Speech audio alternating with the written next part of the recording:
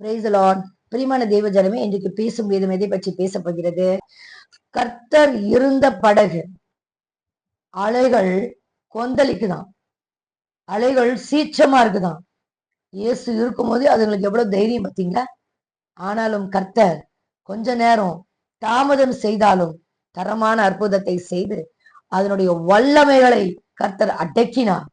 இறையாது அமைதியாயிருன்னு சொல்லும்போது இயற்கை அவருக்கு கட்டுப்பட, இயற்கை சீற்றங்கள் நமக்கு முன்பாக நிர்மூலமாக்கப்பட சில வேளைகள்ல தாமதங்கள் தரமான அற்புதங்களை செய்ய வைக்கும். இந்த நாட்களும் எந்தெந்த காரியங்கள் நம்ம வாழ்க்கையில துக்கத்தையும் வேதனையும் கொண்டு வந்து கொண்டிருக்குதோ, எந்தெந்த காரியங்கள் தாமதமாய் கொண்டிருக்குதோ, எந்த காரியங்களும் நடக்காம இருக்குதோ, அது மேலெல்லாம் கர்த்தர் ஒரு வல்லமை அனுப்பி அதை அதிசயங்களாக, அடையாளங்களாக, அற்புதங்களாக செய்ய போறாருங்க.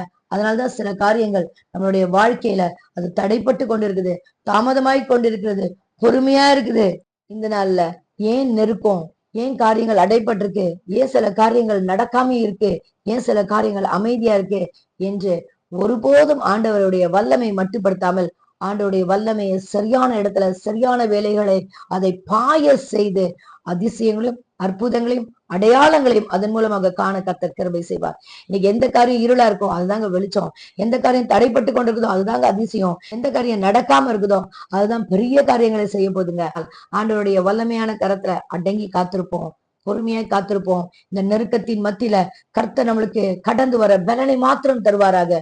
நீங்களும் நானும் ஜெயிப்போம் என்ற வெளிப்பாடை இன்னைக்கு கர்த்தர் நம்மளுக்கு கொடுக்கிறார். இன்னைக்கு கர்த்தர் இந்த உபத்திரம் ஏன், இந்த நெருக்கம் ஏன், அவமானம் ஏன், வெட்கம் ஏன், நிந்தை ஏன் என்று கேட்டுக்கொண்டிருக்கிற நம்மளோட கூட அவர் வெளிப்பாடை தந்து அதுதாம உனக்கு வாழ்க்கையில அதிசயம், அதுதாம உன் வாழ்க்கையில அற்புதம், அதுதாம will be the best thing in your life அப்படின்னு கர்த்தர் இன்னைக்கு உங்களை என்னையும் பார்த்து ஆறுதல் செய்கிற தேவன் அதிசயங்களும் செய்யும் வல்லவராக இருக்கிறார். God bless you all.